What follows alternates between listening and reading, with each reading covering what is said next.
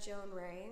I have a music project called Plexxaglass, and I'm sitting here with my good buddy Nicole. So you call it a project. Yeah.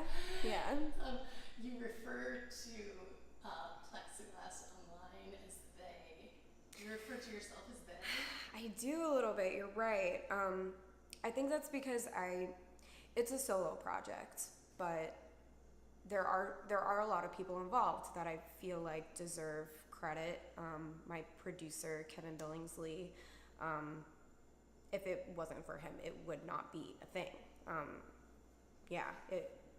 My bands that I play with live, I would just be like a weird singer-songwriter girl talking about how much I hate Trump and depression and things like that. So if it wasn't for all of those moving parts, it wouldn't be what it is. So I think that's why I started referring to it in a sort of, Your producer is not here. Correct. How did you make the transition from, how did you get here? How was your journey here? Yeah, so before Plexxaglass, I did work with a producer here in LA. It didn't work out. Just creative differences, just not really understanding the type of music I want to do, which is kind of alternative pop music, similar to Florence and the Machine.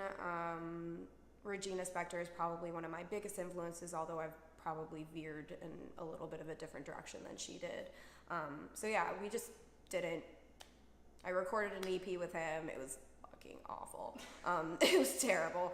I tried to salvage some of those songs, and it just didn't work out.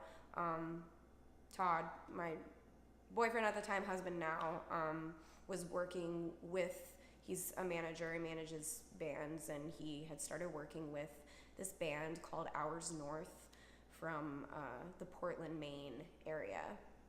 And I started talking to them, actually. Their lead singer reached out to me and said, hey, really like your voice. Would you want to co-write a song with us for our album? And I did, and it was a really cool experience. That was the first time I had ever done any writing remotely before, and I just remember something really cool clicking in me when I was working on that with him, then I went out there to record the song with them, to feature on the song with them, and their producer is now my producer, because I don't know, there was something about me working with him that I was like, this is the guy that I need to work with. This is the guy who gets what my voice is. That was a big struggle with the producer I was working with here. He didn't really know how to, I just felt like he didn't know what to do with my voice. He didn't know what to do with the belting range that I have, and Kevin definitely does. Well, you say your voice is like a banshee cries. When you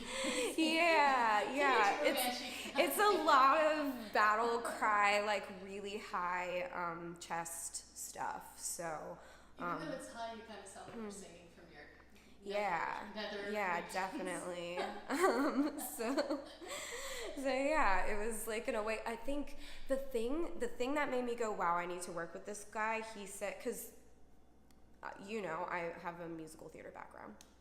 So musical theater is all about over-enunciating, really making sure you're getting the words across. And pop music, it's important, as a vocalist, that's your duty to convey the story and to make sure the words are heard. But enunciation is not necessarily, an important thing. And he said to me, I was in the booth, and he said to me, can you enunciate less?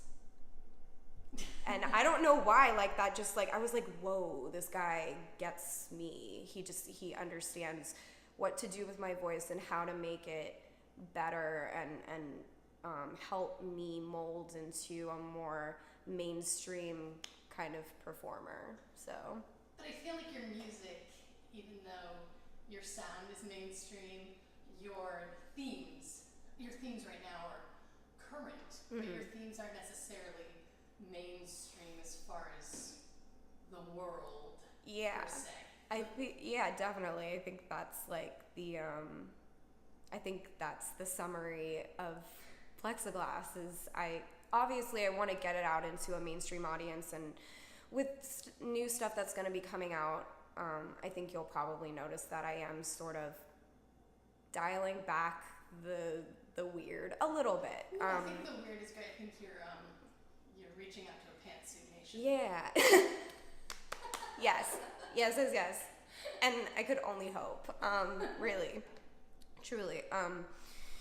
But yeah, part of who I am is a very passionate sort of, I don't ever want to use the word activist because I feel like I don't ever do enough, but I'm very passionate about what is right, and people deserve to have rights equally across the board in this country, and I'm very self-aware of my privilege as a white woman, and I like to talk about those things in my art. I think it's important to talk about things like that are going around in the world so currently, and yeah, I don't know any other way to do that except to push the boundaries of genre, you know. So I always find myself in a position writing where and this is what's so beautiful about what me and Kevin do together is I always think it's going to be something, and then I get into the studio with him and it turns out to be something completely different, and it's really cool. I wouldn't change it. I'm going to show the audience a bit of your Resist Trump's cool. video. But you essentially you show him being burned, like in the Salem witch trials. I do. The women in the video, they look angry. They kind of look how the right portray women to look. So how do you reconcile that in kind of playing into how the right think that women look? So I think that was a lot of the problem with marketing that piece, unfortunately, and part of the reason why I decided moving forward after that video to not, and it's not to say that I won't collaborate with anybody again, but I decided that I wanted to start directing videos moving forward because it was kind of a battle with the animators that I had animate that. If you're listening, hey, great work, but listen to people who commission you. So yeah, I was unhappy with that, and it was a crazy thing too because the first cut he like had Hillary's logo in there. I was like, you can't do that, man. Like we're gonna get sued by them. Like what are you thinking? So I had to have him change that. And unfortunately, all I got before the whole thing was completed were just storyboards, and the storyboards did not seem so negative. It didn't paint the feminist movement, Hillary supporters, etc., in such a negative light, because you're absolutely right, and I think that was a lot of the issue with why we couldn't really get publications to pick up on it. I'll always treasure feedback that I got from the senior editor of Up Rocks, because that was pretty much what she said to me. She said, I appreciate the message in the song, and I feel like it's a little contradictory in the video, and that was a big eye-opener for me. I kind of had to sit down and figure out what I wanted to do with the piece, and ultimately I decided to release it anyway. But yeah. I think it's a valuable piece of art for our time. Thank you. And I think it should be seen for the opinion of someone of your age. Yeah. In our time. Yeah. Because you are a millennial. I am. Unfortunately, I am. But I think millennials are doing great things. They are. We're all you right. are doing We're all great right. things. Creating. Yeah. And creation. Yeah. I think the cartoon as a standalone is an interesting, like you were saying, I think it does give sort of both extreme opinions You know what I mean? It gives both very extreme sides of the argument, I suppose. So I think that's ultimately why I decided to release it instead of, because there was a point where I was talking to another director about doing something completely different, and we were just going to scrap it. Sadly, I felt like it was crazy divine intervention, but that director, that young director, who's very close in the LA music community, he was hit by a drunk driver on St. Patrick's Day, and he did not make it. And I think I didn't want to move on with what we were sort of brewing together, almost out of respect to Emery. I didn't feel like it was right. It felt wrong. And so I just decided, you know what, I'm just done with this song. I need to move on from this song. You know, it was almost like it was like Trump was plaguing me or something, you know, so I needed to just like move on. So yeah. I'll take a deep breath.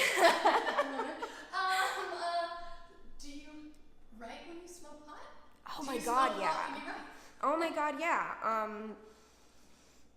Because I have an acting background, a big problem for me is getting out of my own way. And so I do find that smoking weed helps me to not be overcritical of my art and what I'm doing. And like my writing process, it's not dissimilar from anybody else's process. I kind of just, I start with chord progressions on the piano, and then sometimes I'll have some words that I just like, I write a lot in the car. Things come to me in the car. I'm just driving and I'll just sing something a cappella. Sometimes there's words associated with it, and I'll record it on a voice memo and maybe come back to it another day. But when I'm at home actually trying to construct the song, a lot of times I'll just sort of sing indistinguishable vowels or something like that. Like I'll just like sing some sort of melody with random vowels, and then I'll go back, I'll record it, and then I'll go back and put words in there. And if I were not stoned in most cases during that process, I would not take myself seriously. I would be overcritical and think that everything I was doing was poor. So yeah. Let's talk about acting. Now, did you come to LA to be an actor? I did. You did? I did, yeah. So undergrad in New York City, great experience. Silly 20-year-old Alexa followed her 5-year high school sweetheart relationship back to Florida. So I spent a couple of years in Orlando, Florida.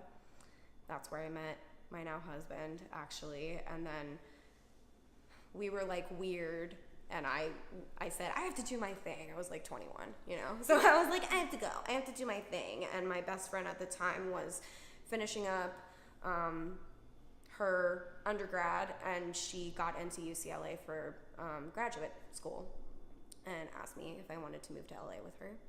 And I said, yeah, I have to get away from drama. So So you went to drama. Exactly. Yeah, I ran away from my own self-created drama in Florida and came to the most drama in the world, probably. And did the acting thing. I have so many, like, you know, I have really great fond memories, probably like my fondest memory is doing your musical review, in all honesty. I did like a weird MTV talent show thing that aired for literally one season. It was called Copycat. And I think that experience, it was cool. Like, it was a really cool experience. It was sort of like what I would imagine. It was like The Voice light. It was like, because it was just, you were just in one episode. Basically, the format was you're supposed to be imitating current pop stars. And I was doing Christina Perri. Can you do it? The funny thing is that I'm not like a good imitator of her. It's just like I could sing the songs, so I think that's why they cast me at the time. And the whole Twilight movie was out at the time, so her song Human was like huge. It was a huge hit. So I think they were honestly just looking for people that could sing the song without sounding like a dying cat or something. I don't think I sound at all like her. But it was a cool experience because basically it's 3 of you in an episode. The audience votes real time on like a tablet or something like that. They vote real time, and only one of you makes it to like the final round. They kick one person out in the first round or whatever, and then it's just you and the other person. I was up against a girl, like really fabulous vocalist and like huge Lady Gaga fan, and like they cast her because she like made her own sort of like elaborate Lady Gaga-esque costumes. And she ended up beating me in the last round. I think the reward was like, I think it was like $1,000 or something like that. It was, decent. $1,000 is $1,000. But yeah, super cool experience. Got to do, like, if you get to the last round, they like make you up. Like you have like hair and makeup, like make you all like cool and fancy, and like you get wardrobe and like things like that. And it was such a cool experience that I think that was one of the catalysts that made me go, I miss singing. And I think that's why I loved working with you so much too, was that I missed musical theater so much and I missed singing. And I don't regret anything, but if I were to go back and do it again, I think that I would go to school for singing, maybe, I don't know.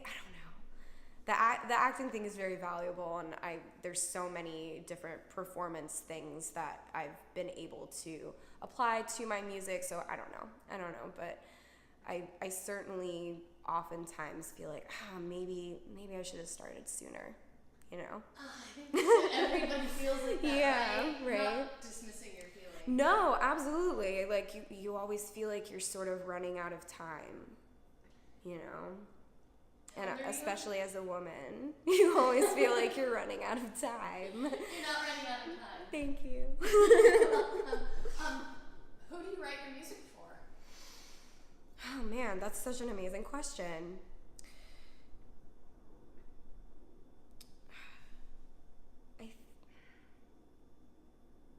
It probably sounds a little self-involved, but I think in the initial, it's always catharsis for myself.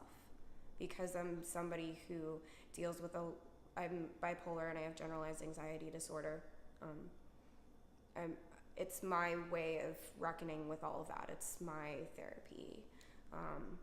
So I think first I set out to write for myself in a way that alleviates all of that.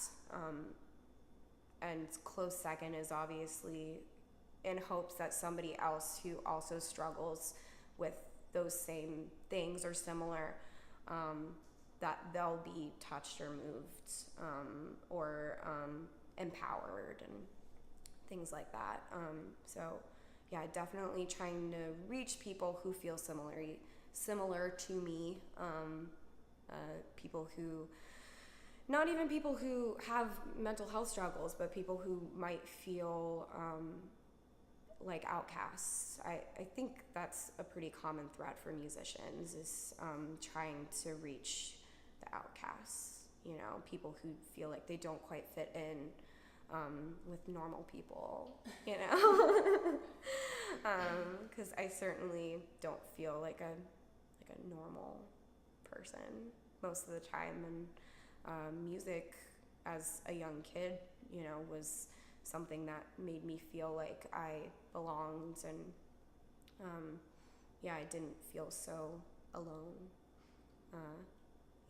Earliest memories of like jamming out to Michelle Branch, Vanessa Carlton, Nora Jones, and I've been a Regina Spektor fan for a very long time, because I think it's her first album. I got the CD through my dad, had the Columbia Records subscription, and he would just like basically he would give me and my sister like 3 picks a month or something like that, and I would pick album covers that I liked. I didn't even, I was like 13 or something. I didn't really like know who 12, 13. I didn't know who these people were. So I just looked at the album covers, and most of the time I would, pick the ones with like cool ladies on it, And Regina Spektor had this cool like white. It's like white. It's all white background, and she's black and white, and then she has like, I think it's like multicolored like sort of stars designed around her silhouette or something like that. And yeah, that was my first introduction to a sort of avant-garde pop sort of world, and fell in love with that sort of scene, and never turned back. I also liked like punk pop and stuff. I was like really into Blink-182. Like, if somebody was to be surprised by something that you really like now, like what's the shocker? Ooh, I love hip hop music, man. I love hip hop music.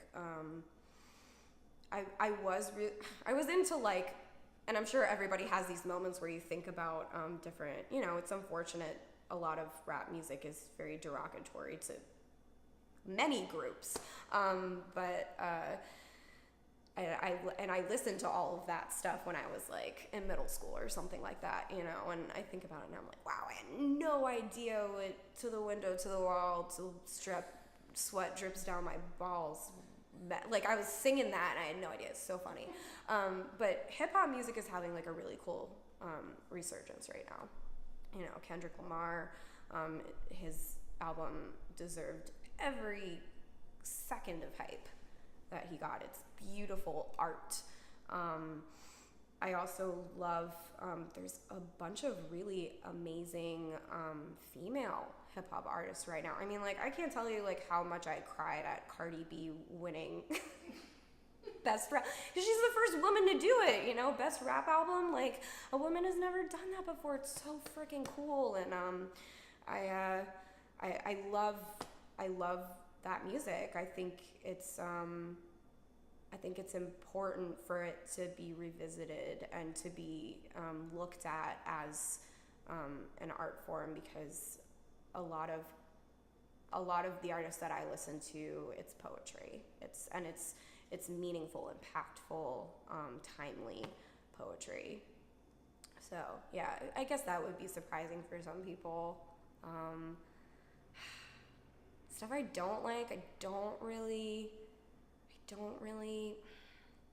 see. I'm even like okay with country sometimes now, and I think that's becoming a musician and learning to find things in all music that you can appreciate. It might not be something that you listen to every day, but I can certainly respect the musicianship of Blake Shelton. Like I can. I'm not going to listen to his music all the time, but I can respect his lyricism. I can find little things in everything to like, probably with the exception of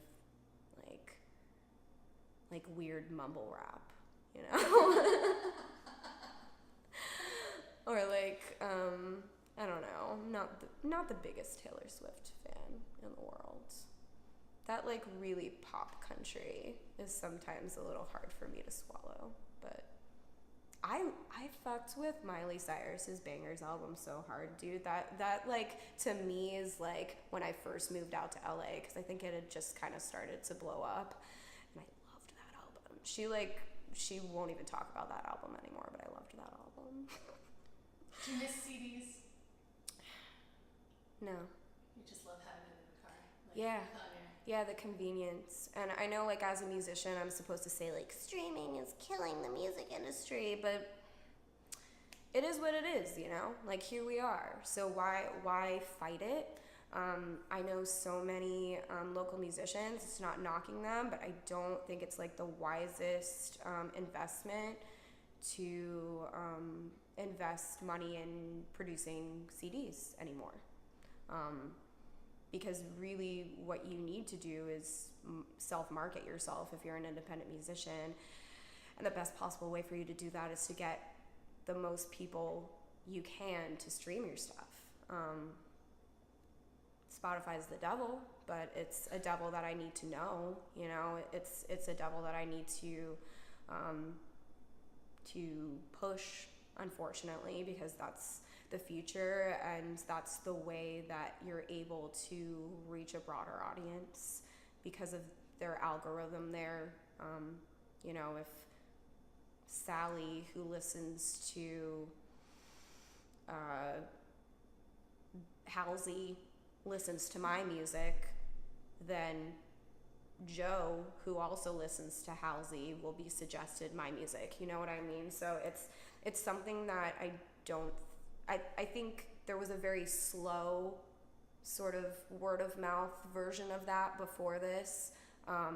And now, like, I have friends who have millions of streams, and it happened overnight. Right. So, no, I don't really miss CDs. I did have, like, such an extensive CD collection at one point, though. I remember I had, like, one of those, like, big tower CD holders in my room. I must have had, like, 200, 300 CDs. And then Shazam came along, and I was, like, you know, illegally downloading with everybody else. Yeah. Oh, no. I think Napster was a little. I was a little late for Napster. Like, I think I missed it. I did. What was it? Kazaa, and what was it? I said Shazam. That's not what I meant. That's the what's it called? Yeah. Kazaa and LimeWire. Those. I was illegally downloading with everybody else in the country. Right. Not realizing the ramifications of that, you know? We didn't know. But yeah, dude, I must have had like a library of thousands of songs. I had like weird random like clips from like Jim Carrey stand-ups. I remember specifically too. Like, I downloaded everything I could get my hands on that inspired me. What is when you try to write, like, what is the thing you're trying to write? And you sit in bed at home and you think, this is what I want to write.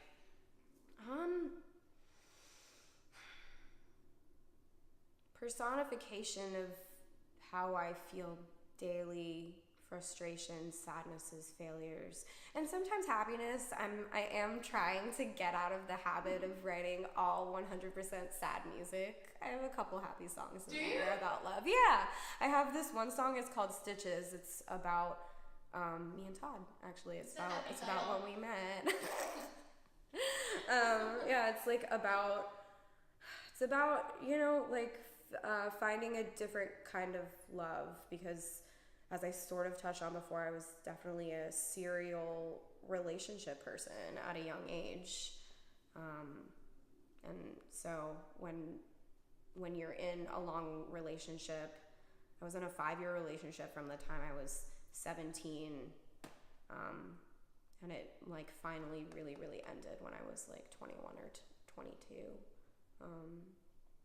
So I think when that happens, you get so you're so impressionable about that being love, that's the only version of love, that like crazy intense high school sweetheart kind of love. And when you finally fall in love as an adult, it's so different. So that's what that song is about. And yeah, like a couple other, I don't know, I at least have sad songs that sound happy. I like doing that too. I like that juxtaposition of singing about something sad, but it's sounding happy, because then there's hope there, you know? People like to listen to that in their cars. Exactly. Do you listen to yourself? Every now and then. I think you have to. I think you have to like break that. For me anyway, I felt like I needed to break down that sort of fear of really hearing myself as people hear me. It's really weird the first time. It's like when you like listen to something like this back and you're like, that's what I sound like when I talk. You know, you have to kind of get over that, and I know there are a lot of actors that don't watch themselves, or a lot of musicians that don't listen to themselves, but for me, I felt like it was important for me to break down that barrier. How does it make you feel to know that people like drive in their car and listen to you? It's amazing. It feels like I'm very grateful for those people, you know. You have to be grateful for the people that listen to you when you're a tiny operation, you know, and I'm grateful to people every day that care about what I have to sing about and like it and share it, and, you know, that's everything. Ultimately that's really the reason for doing it, right, is to make people happy. And do you think you'll become an asshole if you get famous? I hope not. I hope not. I don't think so. I don't think so. Right? Like, I have my nose up at people who are assholes after they, like, garner some sort of success, so I hope not. And I hope that I have enough grounding, you know. The foundation of why I'm doing this is one of compassion, so I hope I don't lose that. Probably can't put that in. I like it. Oh, this is the most important question. What house do you reside in? Ah, yes, Slytherin. And people get freaked out when I say Slytherin, because Slytherin has a bad rep. But I don't think I fit into any of the other ones because of how ambitious I am. I think ambition is the bigger one. You know, people are like cunning, and I'm like, nah, yes, for the ambition, but really the top characteristic for Slytherin is ambition. And I love the movies, don't get me wrong, but the Battle of Hogwarts in the movies was portrayed it was a little split, in my opinion, from how it was described in the book. There are a lot of Slytherins that fought on the right side of history at the Battle of Hogwarts, so they're not all evil. Yeah. And finally, your music is so cinematic. Yeah. Is that something that you would go into? Because it's just, it's so, and we'll play a sample of an example. Everything once you think of your music that way, it's just... And I think that's ultimately why I wanted to take the visuals for my music into my own hands and start directing my visuals, because not initially when I'm writing, but when it's all done, like when the production process is done, I have ideas of what I want it to be visually.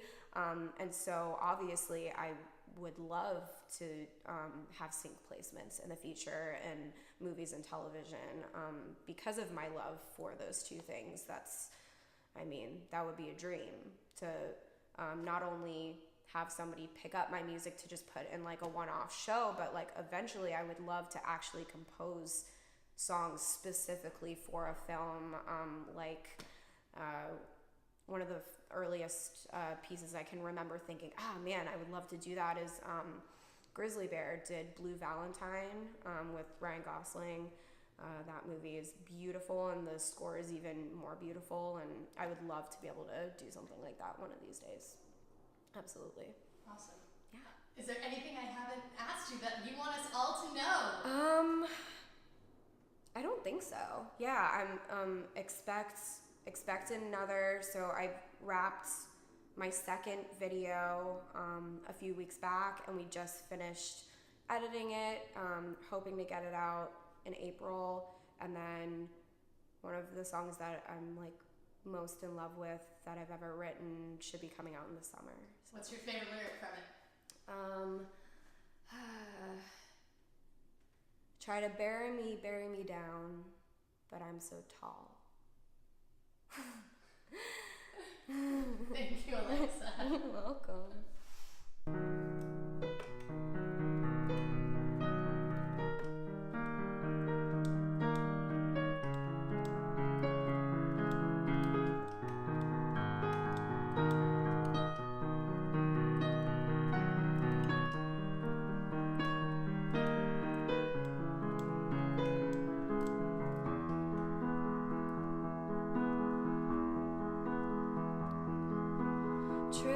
tracing your face like a fine painting, counting your stitches like treasures.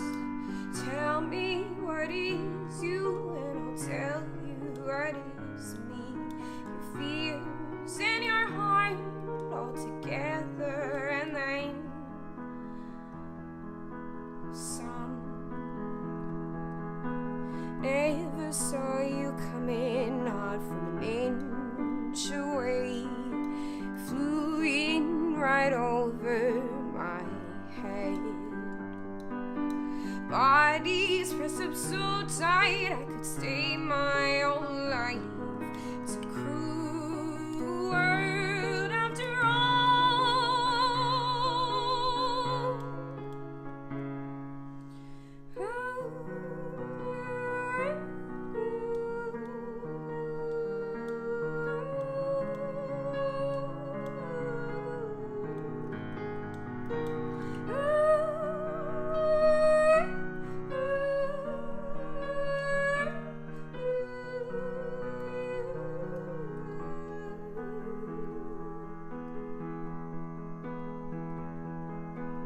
Packing my bags off, I run, sailing across tonight the sea.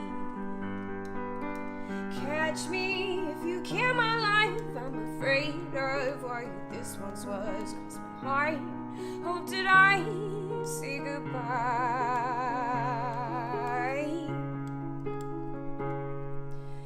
If I ever lose you, it'll be my own fault.